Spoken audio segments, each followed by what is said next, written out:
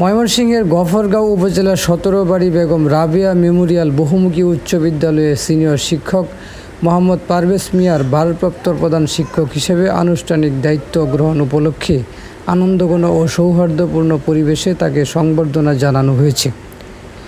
বিদ্যালয়ের হলরুমে আয়োজিত এক অনুষ্ঠানে তাকে ফুল দিয়ে শুভেচ্ছা জানান বিদ্যালয় ব্যবস্থাপনা কমিটি, স্থানীয় গণ্যমান্য ব্যক্তিবর্গ, বিশিষ্ট রাজনৈতিক নেতৃবৃন্দ, শিক্ষক মণ্ডলী ও শিক্ষার্থীবৃন্দ।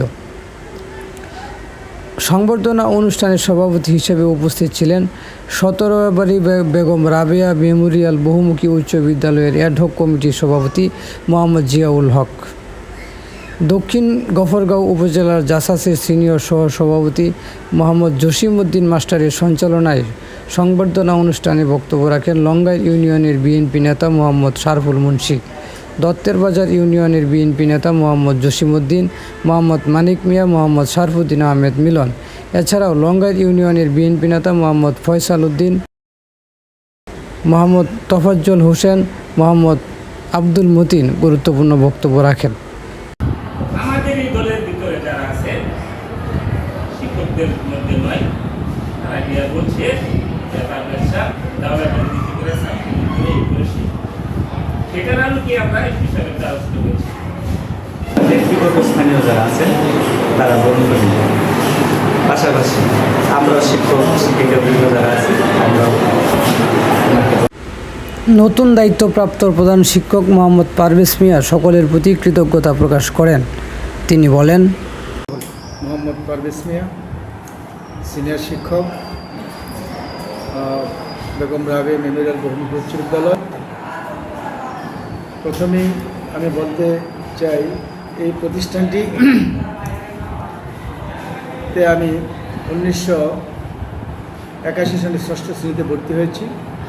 হওয়ার পরে 5 বছর অধ্যয়ন করে এসএসসি পাস করে লেখাপড়া শেষ করে তারপরে এখানে আবার 2000 সনের ফেব্রুয়ারি মাস থেকে এখানে শিক্ষক হিসেবে জয়েন করেছি।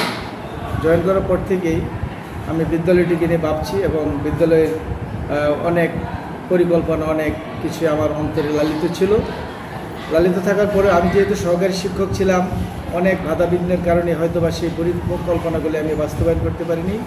আজকে মহান আল্লাহ রাব্বুল আলামিনের অশেষ কৃপায় আমি আজকে ভারপ্রাপ্ত প্রধান শিক্ষক হিসাবে এখানে নিয়োগ পেয়েছি। তো এই প্রতিষ্ঠানটি একটা আমার আইডল।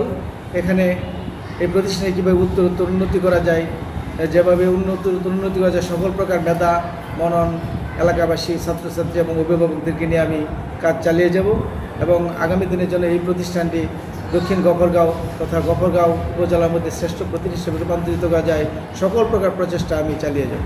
শিক্ষার গুণগত মান বজায় রাখার জন্য আমরা প্রথমেই উদ্যোগ নেব, শিক্ষার্থীদের লক্ষ্য করব। শিক্ষার্থীরা যাতে তাদের মেধা মননকে কাজে লাগানো যায় যেভাবে, সেই দিকে আমরা লক্ষ্য রাখব। প্রথমে আমরা সকল শিক্ষার্থীদেরকে মোবাইল থেকে বিচ্যুত করব। বর্তমান যুগে লেখাপড়ার প্রধান অন্তরায় হলো মোবাইল। এই মোবাইল যাতে তারা ব্যবহার করতে না পারে সেই জন্য অভিভাবক সমাবেশ করব। অভিভাবক সমাবেশ করে তাদেরকে, গার্জিয়ানদেরকে বোঝাতে চেষ্টা করব যাতে মোবাইল থেকে তারা দূরে থাকে। পাশাপাশি একটা ডিজিটাল যুগে মোবাইলের প্রয়োজনীয়তা আছে। অনেক সলিউশন আমরা মোবাইলের মাধ্যমে পেয়ে থাকি, সেই জন্য সেটাও সতর্ক রাখবো যেন মোবাইল ব্যবহার করে কিন্তু যেন এটা মোবাইলকে নেশা হিসাবে না নেয়, এটা যেন শিক্ষার উপকরণ হিসাবে নেয়। আর পাশাপাশি স্কুলটাকে আমি সকাল 10টা টু 4টা পর্যন্ত রানিং রাখবো। সকল শিক্ষক মিলে আমরা অক্লান্তিক পরিশ্রম করি, কোনো ক্লাস যেন ফাঁকি না যায়, কোনো ক্লাস যেন গ্যাপ না যায়, সকল শিক্ষক যেন তারা আন্তরিকভাবে কাজ করে, সেই জন্য শিক্ষকদের সাথে একটা পরিবারের একত্রবোধ পোষণ করে সকলকে নিয়ে আমরা কাজ করব। পরে তাদের সকলের কল্যাণ কামনায় দোয়া মোনাজাত পরিচালনা করেন অতিথিবৃন্দরা।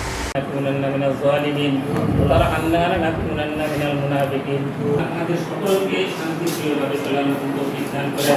এই স্কুলের গতিবিধি চলার মতন, এই স্কুলের উন্নয়নমূলক কাজ যেন হয় সেই ব্যবস্থা আপনি করেন। আল্লাহ পাশাপাশি মহান রাব্বুল আলামিনের দরবারে দোয়া চাই, প্রার্থনা চাই